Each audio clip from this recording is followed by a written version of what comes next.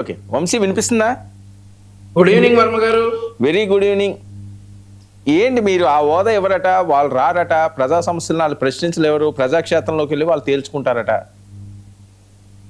తెలుసుకోమన్నాడు sir, తెలుసుకోమనేగా చెప్తా ఉన్నాం.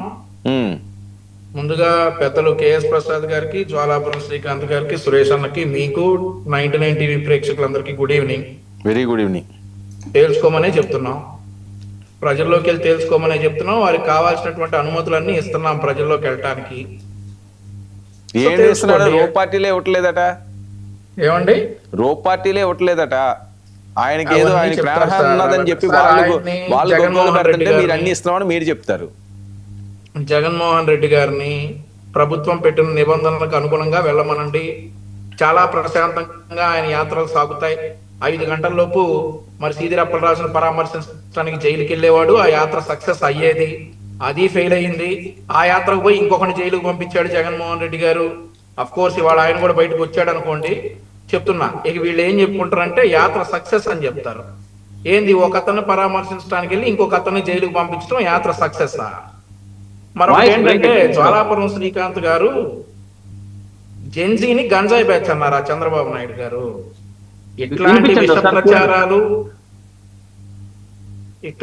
ప్రచారాలు, ఇట్లాంటి అబద్ధాలు చెప్పబట్టే దెబ్బలు కొట్టింది. జెన్జీ నుంచి జనాలు మొత్తం అందరూ కలిసి దెబ్బలు కొట్టింది. మీరు ఈ రోజు ఇక్కడ ఉంది. విష ప్రచారాలు చెయ్యొద్దు, అనని మాటలు అన్నట్లుగా చెప్పొద్దు. ఓకే, చంద్రబాబు నాయుడు గారు ఏమన్నారో అది చెప్పండి. జెన్జీని గంజాయి బ్యాచ్ గా అన్నారంటే, గంజాయి బ్యాచ్ అన్నారట చంద్రబాబు నాయుడు గారు. వారు బుద్ధి చెప్తారా?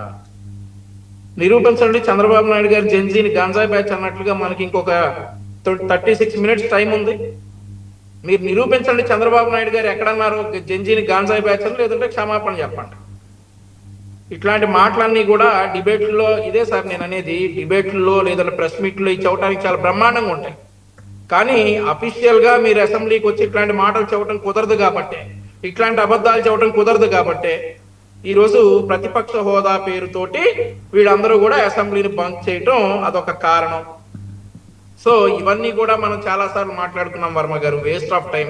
వాళ్ళు రారు, వాళ్ళకి ఆ దమ్ము లేదు, వాళ్ళకి ఆ సత్తా లేదు, అసెంబ్లీకి వచ్చే ధైర్యం లేదు.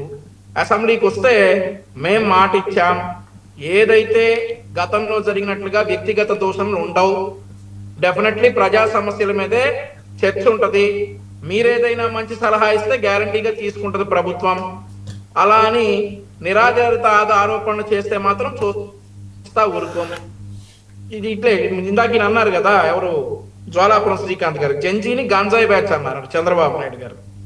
ఒక ముఖ్యమంత్రి స్థాయిలో ఉండి జెన్జీని అలా అంటారా సార్ గంజాయి బ్యాచ్ అని? జగన్ అని ఉంటారు, మీకు జెన్జీ అని వినిపించి ఉంటది. జగన్ గంజాయి బ్యాచ్ అని ఉంటారు, అది వాస్తవం కాబట్టి. మీకు మీ చెవులకి జెన్జీ అని వినిపించి ఉంటది అలా. ఎందుకంటే ఈ మధ్య అంబటి రాంబాబు, ఆ తర్వాత ఈయన బొత్స సత్యనారాయణ గారు, ఆ తర్వాత ఇంకెవరు, ఈయన పూచేపల్లి వెంకయ్యమ్మ గారు, ఆ తర్వాత అటు పెద్దిరెడ్డి రామచంద్రారెడ్డి గారు, వీళ్ళందరూ జెన్జీ అని చెప్పి కూర్చొని యాత్ర చేశారు కదా, దీక్షలు చేశారు కదా. అలా మీకు వాళ్ళని చూసి జెన్జీ అని అనిపించి ఉంటది. చంద్రబాబు నాయుడు గారు జగన్ బ్యాచ్ అని ఉంటారు, గంజాయి బ్యాచ్ అని, జెన్జీ అని ఉండరు. మీరు లేనివి ఉన్నట్లుగా చెప్పొద్దు. ఆ తర్వాత ఈ రోజు అసెంబ్లీలో చాలా క్లియర్ గా లోకేష్ గారు చెప్పారు సార్, డిఎస్సి అనేది ఎలా నిర్వహించామో స్టెప్ బై స్టెప్ వివరించారు. మళ్ళీ అక్టోబర్ లో డిఎస్సి నోటిఫికేషన్ వస్తుంది, 3000 పోస్టులతోటి మళ్ళీ డిసెంబర్ లో డిఎస్సి నిర్వహించబోతా ఉన్నామని చెప్పేసి కూడా లోకేష్ గారు చెప్పారు. మీకే అయినా వీటి మీద అనుమానాలు ఉంటే రండి చర్చకి అని చెప్పి కూడా ఆయన ఆహ్వానించడం జరిగింది. అలా కాకుండా మేము ప్రెస్ మీట్లు పెడతాం, మేము బయట ధర్నాలు చేస్తాం, 60-70 ఏళ్ళని తీసుకొచ్చి జెన్జీ అని కూర్చోబెట్టి రాస్తారోకోలు చేస్తామంటే కుదరదు కదా. ఈ రోజు అసెంబ్లీలో చాలా క్లియర్ కట్ గా చర్చ జరిగింది, హాజరు కావాల్సింది. మీకు ఎంత టైం అయితే ఉందో అంత టైం ఇచ్చేవాళ్ళు డెఫినెట్ గా. సార్ ఇప్పుడు ఈ డిబేట్ ఉంది వర్మ గారు, 49 నిమిషాలు మీరు నాకే ఇచ్చేసి 11 నిమిషాలు మీరు కేఎస్ ప్రసాద్ గారికి అండ్ ఆల్సో ఆయన జ్వాలాపురం శ్రీకాంత్ గారికి ఇస్తారా? నాకు ఎంత టైం అయితే కేటాయించాలో అంతే కదా కేటాయిస్తారు. అలాగే జగన్మోహన్ రెడ్డి గారు